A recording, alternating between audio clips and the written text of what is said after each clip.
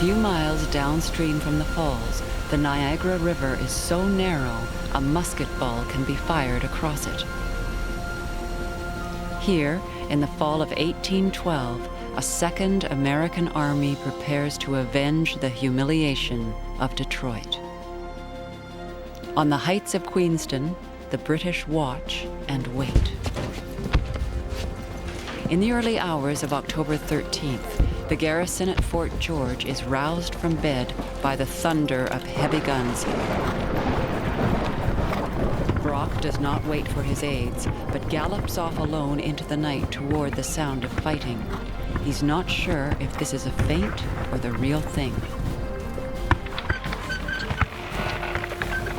7 miles away, the two sides are hurling cannon fire and musket balls across the Niagara River. One young soldier wrote, "The mountains seem to shake beneath the stride of death." On the dark water below, 1,200 American troops are flooding across the river. Brock has his answer. It's a full-scale invasion.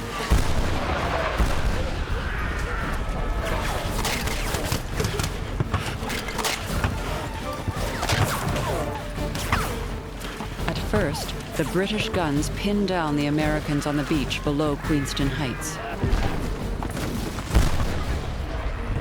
Then, by chance, they find a fisherman's path up the steep bank. In a surprise attack, they seize the British cannon.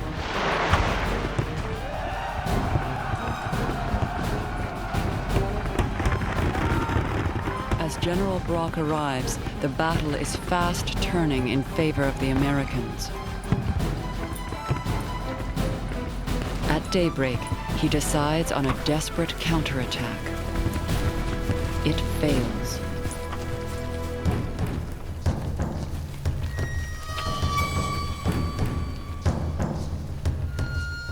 Now the fate of Upper Canada rests in the hands of a band of 80 Mohawk warriors.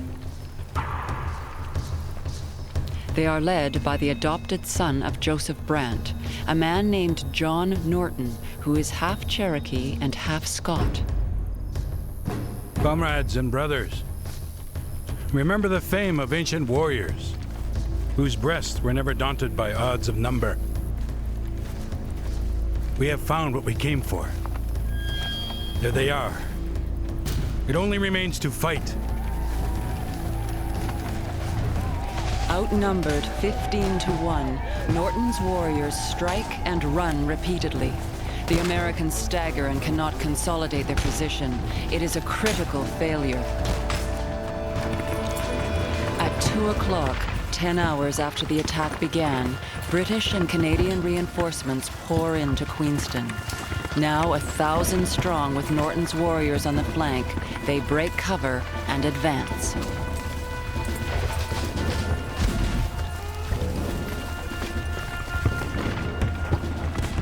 The whole line opened a fire on us.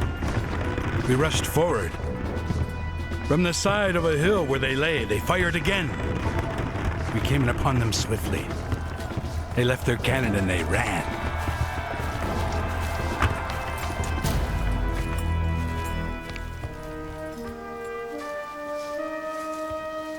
The American commander Winfield Scott surrenders, delivering 925 prisoners. Barely 4 months into the war, 2 American armies have fallen.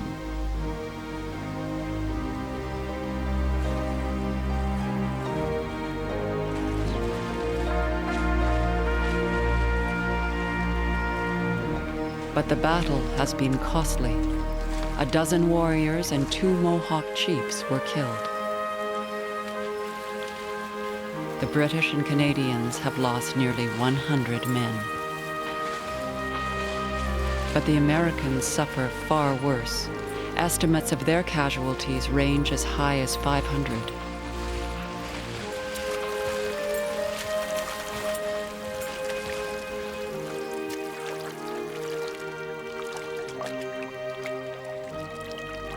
For the young Canadian militiaman, John Beverly Robinson, the victory is bittersweet. Thus ended the business of this day.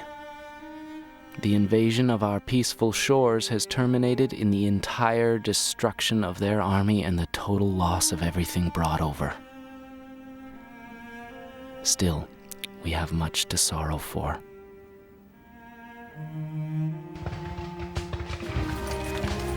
In that desperate charge at dawn, a sniper had recognized General Brock's uniform.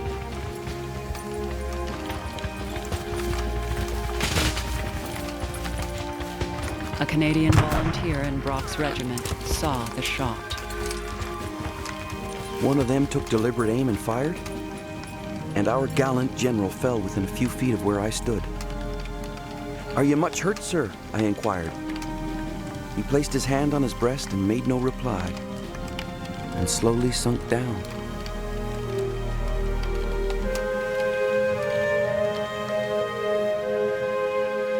Isaac Brock is buried at Fort George as the British cannon fire a 21-gun salute. Across the river, the Americans answer with their own salute.